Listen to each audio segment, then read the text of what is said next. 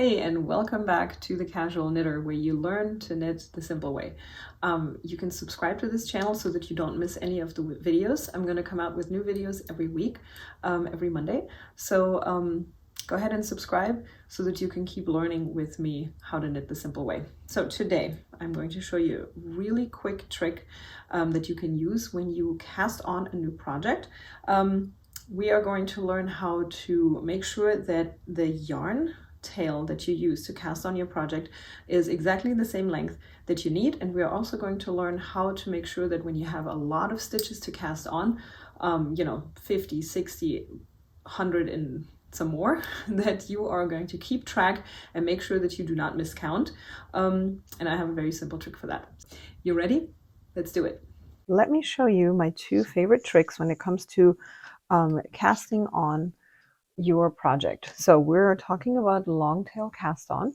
And I have some super cool tricks that you can use in order to make sure that you, number one, have enough yarn when you cast on, and number two, you are not going to miscount your stitches as you cast them on. Because oftentimes when you have a sweater or a shirt, there's there's a lot of stitches that you have to cast on, and it's super easy to lose track. So here's what you need. Obviously, you're going to need your yarn.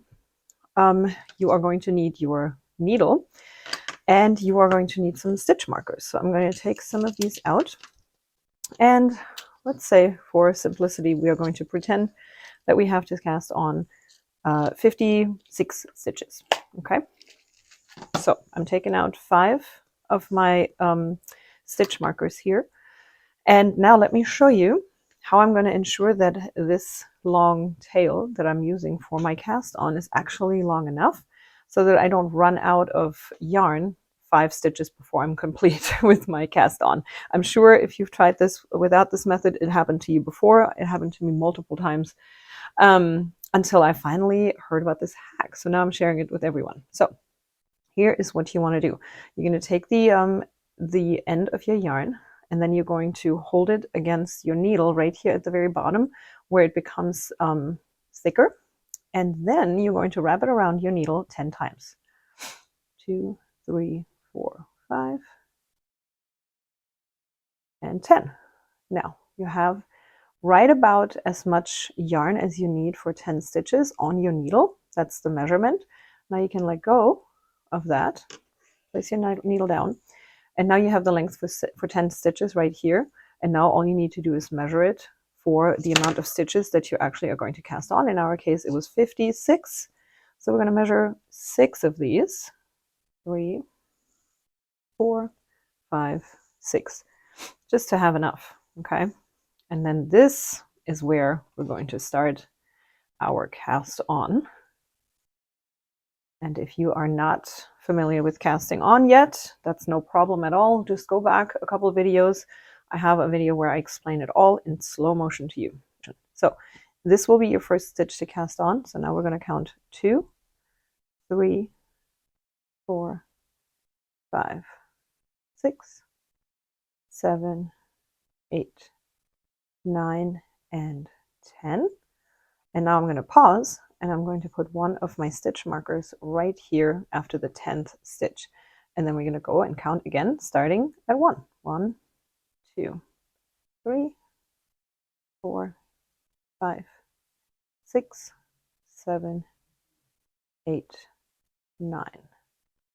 Then place another marker and continue this pattern until you have all 56 stitches on your needle without ever having to count to 50.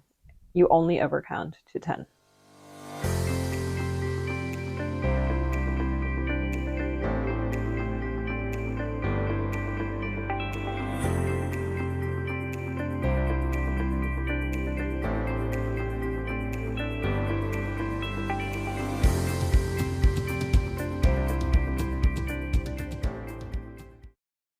And here we go. Now you have 10, 20, 30, 40, 50, and your extra 6 for 56. Now this makes it easy to double check because I always double check. Just a little word of advice.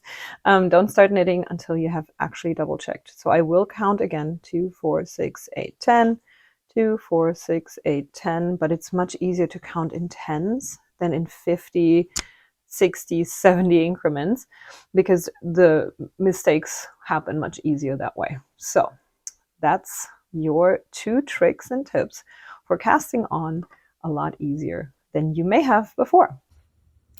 Thanks so much for watching. I hope this was super helpful. I am always excited to pass on any tips and tricks that I have learned along the way.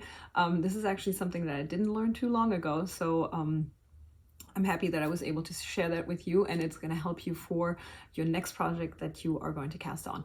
Don't forget to subscribe to this channel so that you don't miss any future videos, and feel free to go through the past videos so you can see what we have already covered. I'll see you next time.